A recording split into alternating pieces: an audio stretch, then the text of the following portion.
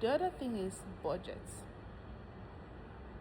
When you are doing a tour, like a marathon like this, you have to be able to think on your feet. First of all, safety. I have to think, how safe is my environment when I get somewhere?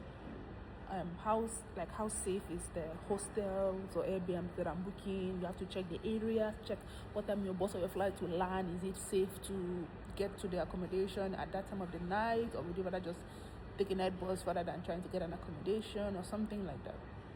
I've even had to text people on Airbnb app saying, listen, I want to book your accommodation for this day, but my bus arrives at midnight. Is it safe to walk down to your area, or are there taxis? How much do the taxis cost? Or some of them will say, oh, don't worry, I'll come and get you when you arrive. But the point is, that kind of calculation, you must calculate it.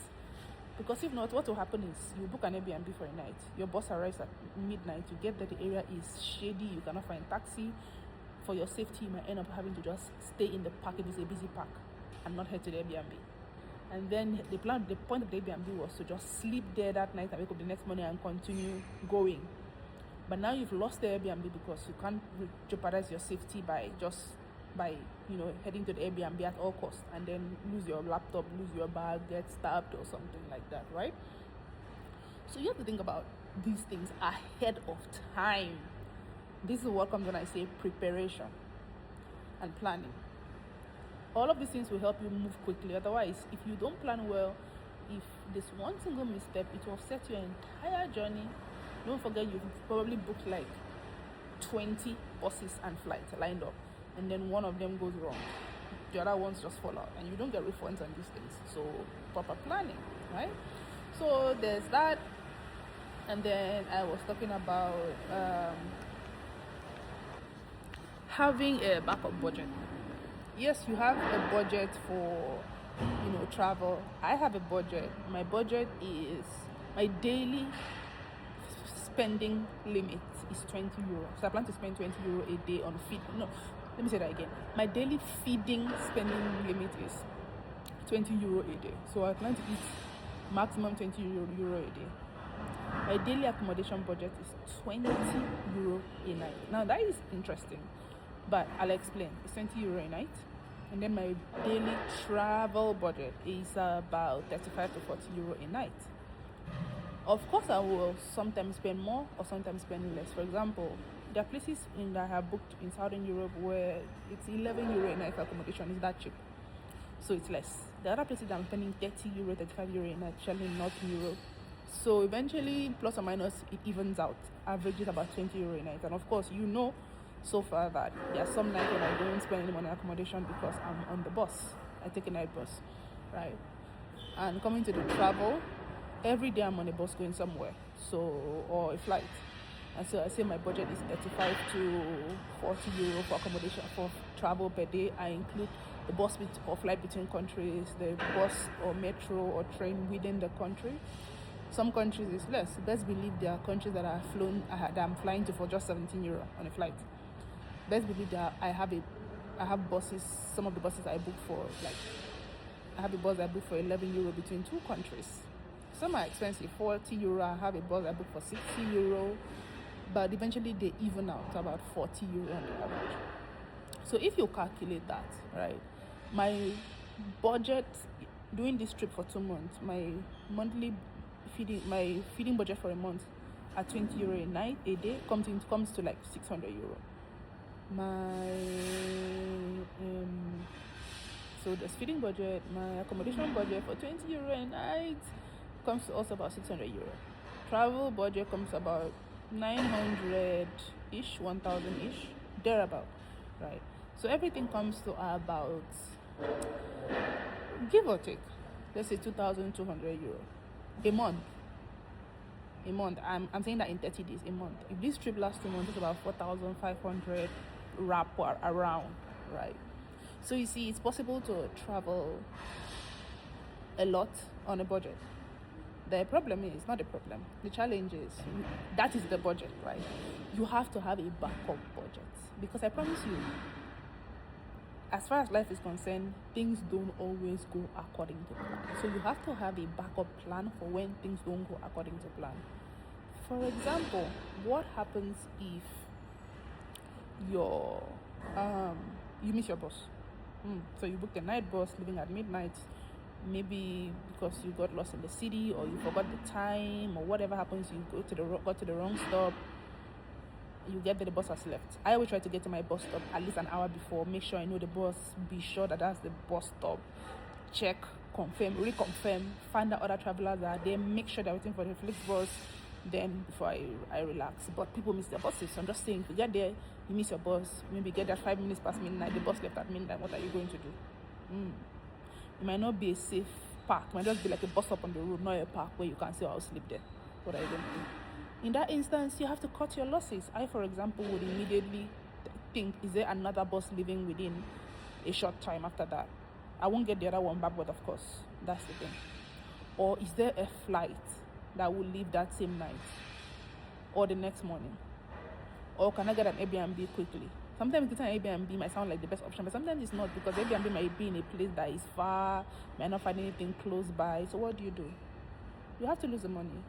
So another option might be to just go to the airport and sleep there, even if you're not flying that night. And airports are safe places.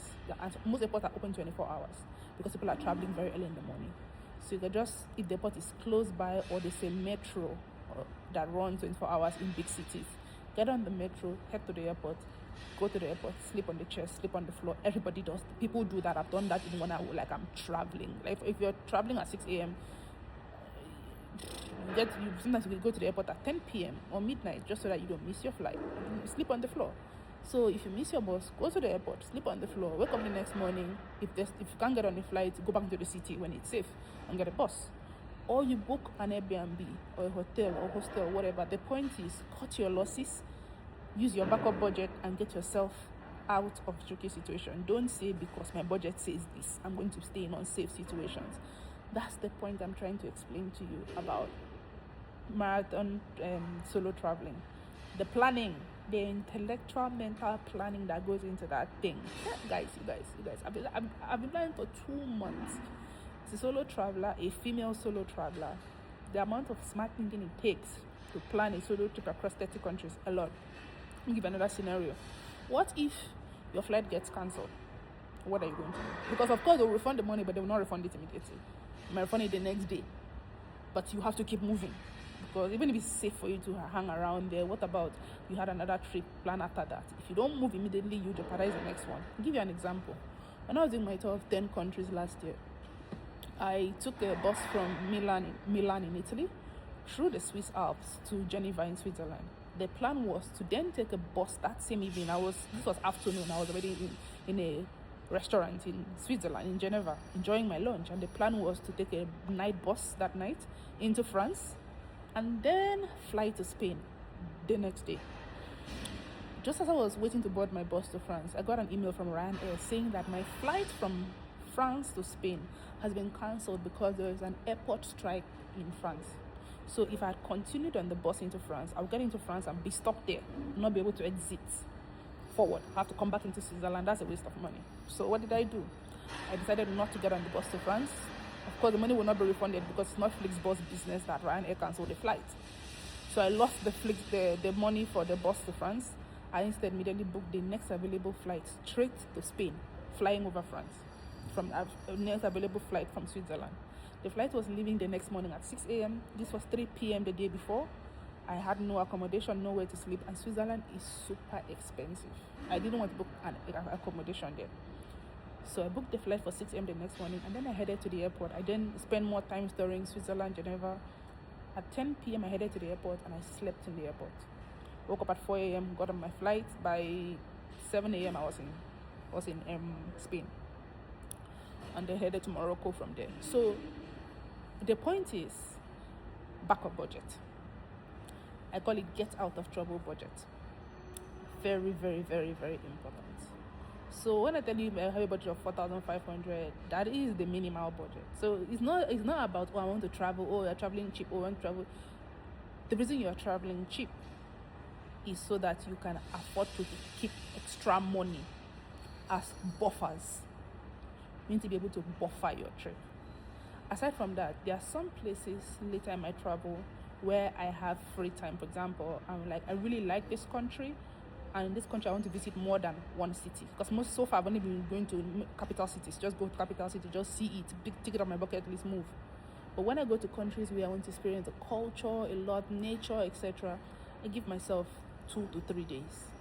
I don't yet know what I'm going to do. I have an idea of cities, villages I want to go. I have an idea of trips I want to do, but I don't yet know exactly where and where. Flexibility. I don't yet know exactly how much I'm going to spend there, but I have some kind of budget. But I haven't been there before, so I don't know exactly how much local things will cost. So this is also where extra buffer in your budget comes in, because yes, you want to travel quickly, but some of these countries you might not go back there again. It might be a once in a lifetime opportunity. Yeah, some of them you will decide, oh, some of them, one of the cleaners, he's seen me here for a while and now he's like, nice guy. So some of them you will never go back there again. So you have to take your time, and traveling quickly, yes, the discernment makes you know some places are safer, nicer, kinder to solo travelers. So you take time, relax, enjoy the trip. So that's my 2 cents from my diary of a solo traveler. I'll bring you more tips as I remember them.